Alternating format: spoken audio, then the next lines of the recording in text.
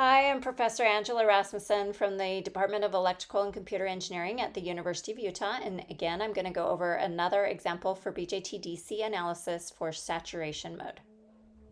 So this is the problem that we're going to be working on here. So we have beta is given as 100. VCE sat is again a given value.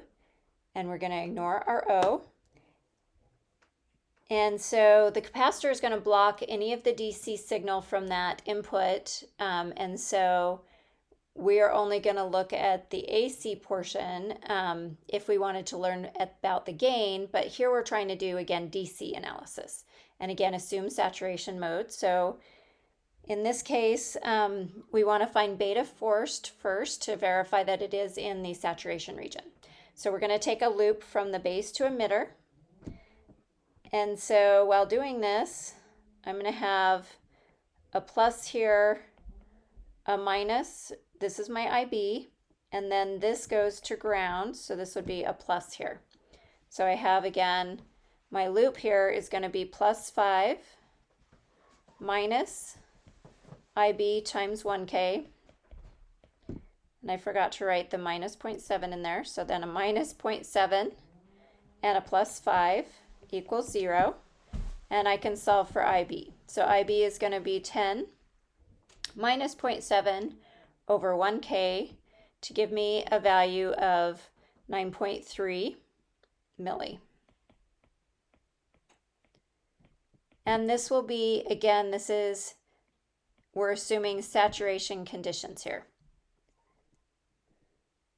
See that on the screen. Okay, so that IB is then 9.3 milliamps.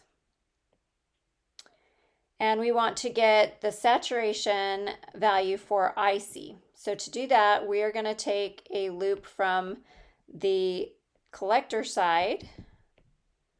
This will be IC. And we also know now, because we're assuming saturation, that drop between the collector and the emitter of 0.2. So this will be plus, this will be a minus, minus, and then a plus.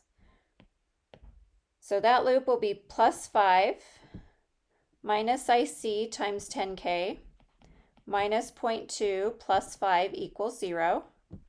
And we can solve this for IC.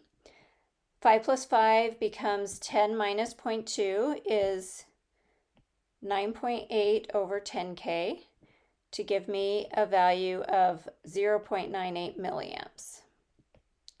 So beta forced is IC saturation over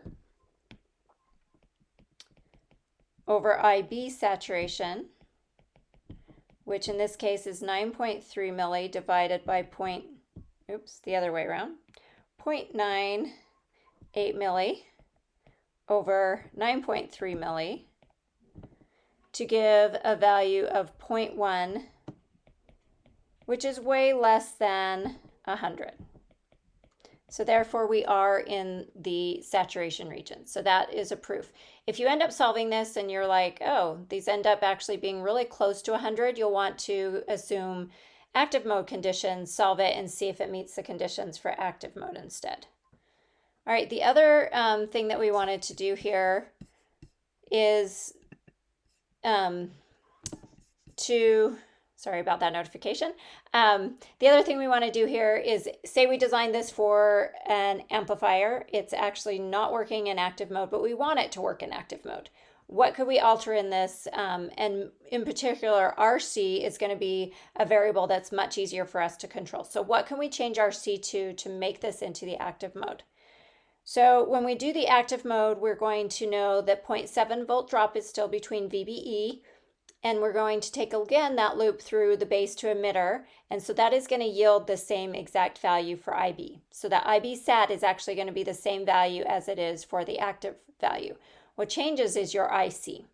So IB sat is equal to IB active, and so that will be 9.3 milli. IC active now, so these are active conditions. We can use the relationship of beta to find that. So now we can use the 100 times 9.3 milli And so we get 0.93 amps. And from there, we can set up the condition that VC needs to be greater than VB. And VC in this case is plus 5 minus ICRC. And that will give me the voltage here at VC.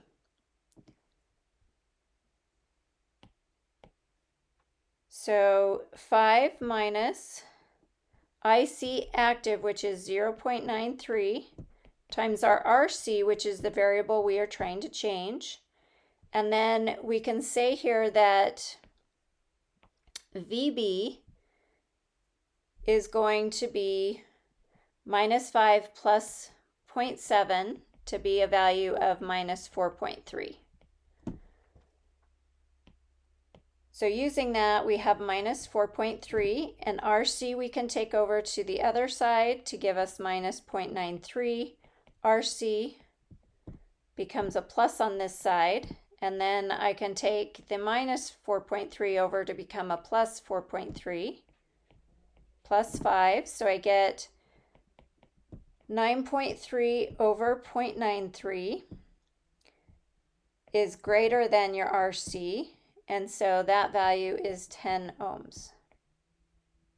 So as long as RC is less than 10 ohms, then this will become active. That's a very hard thing to do when 10 ohms is also very, very small. So this probably would not be a practical configuration to use for an amplifier. All right, that concludes this example. Thanks for watching.